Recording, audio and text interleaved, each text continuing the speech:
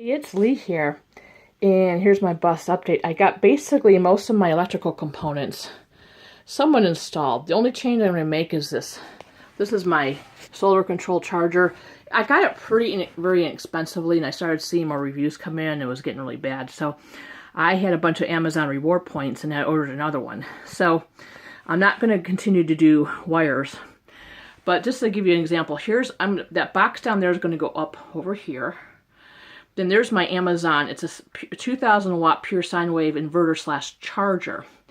If I had to do it over again, I think I would have just gotten a straight up inverter. Then they have a plug that you could run, and you could just get a strip of electrical, to plug in.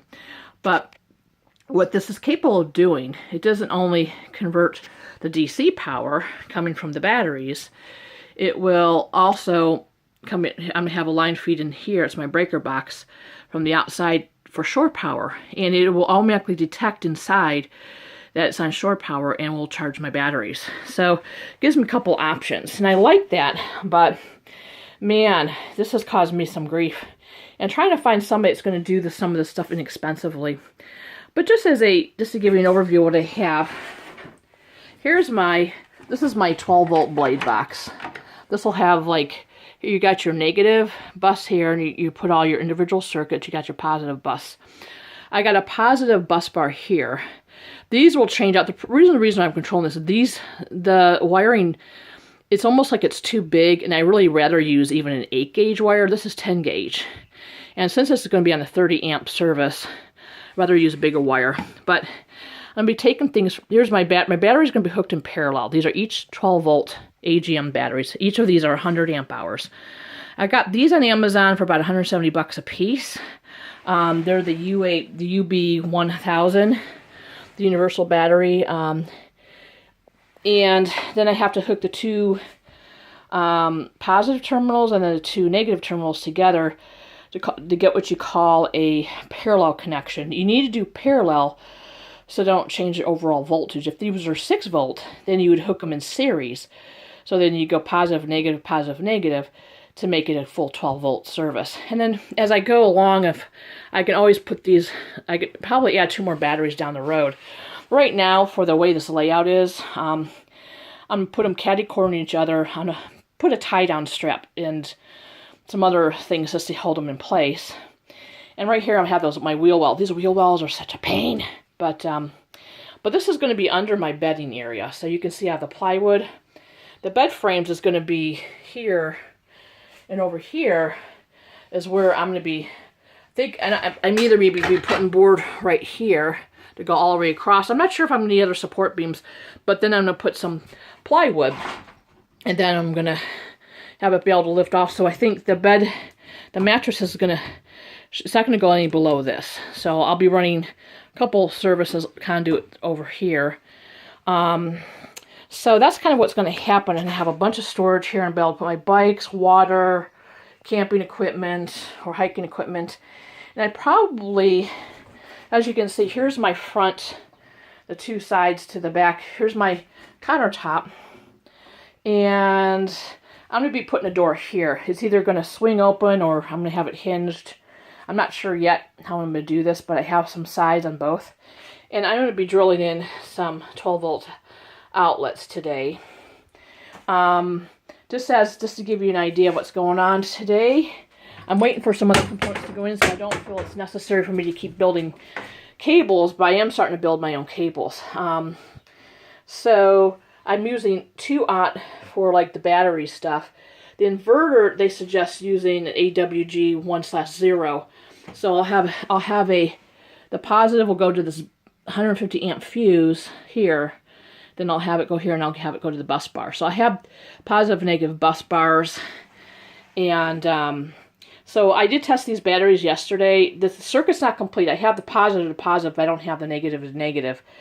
But what's going on is I'm going to have to charge these up. So, but that's what I'm doing. So I'm going to have a fuse for the solar. It's going to probably come down in this line, come over and hook up into these 2 slots.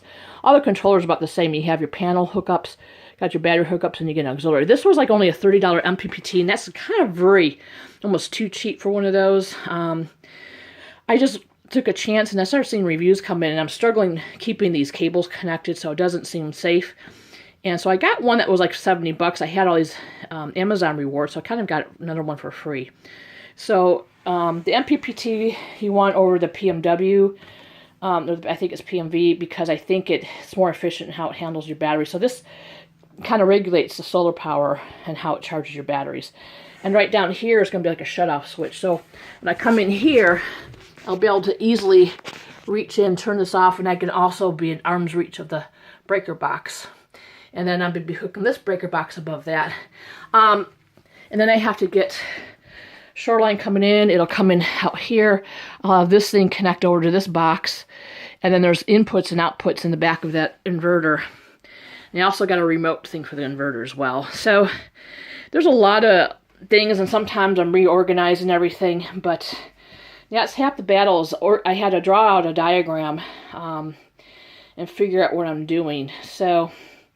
And these down here are shunts. The two smaller ones are probably returning. The big one's for the battery monitor. And since I only have 4 spaces, I got to figure out how I'm going to hook that up. So, you know, I'll have to hook it up to one of the positive terminals. I'll probably do, because I have to have that line. It's going to go to the shutoff. And I think I have to have something that hooks up to, I'm going to have that one hook up to the battery terminal and the battery monitor. So that's another piece I have to learn. I got my conduit, I got all my stuff. So what I'm going to do today is I'm going to be probably putting up the shelf here. And so I'm putting that, line it up here. I ordered these really cool shelf brackets, so you can just put these about here and have it lay down. And so my first thing is, since these unscrew and everything, I'll just measure and see where the best place is to put them on the wood. And I'll just install them all across. This is like the bottom.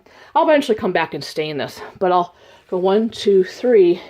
And then this is only about 8 or 9 inches. And I'm still deciding what to do with my storage. This is some extra room I have down here. I can put like maybe like a drawer above here. And I got some extra spaces. Wheel wells, again, make it tough, but I'm going to do something. I got to put something in here to hold this back. This bench here, I'm going to try to put it on a swivel. I'm not sure how to do that yet. Got a table to possibly put in over here. I got this little toilet. Again, these are battery terminal things I was going to add. I'm returning them because they're not fitting my terminal.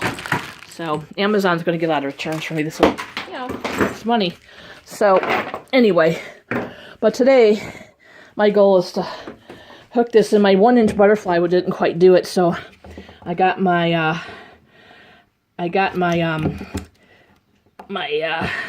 jigsaw, and I'll probably do that, make a little bit more room. I'm gonna take these off later. But this is like birch plywood here. This is some pine. This is mostly pine. I'm gonna see. I'll probably stain this so it matches this better. I'm not sure if I'm going to I can maybe get another piece to extend this, or how I'm going to cover these up yet. Some people even have open shelving.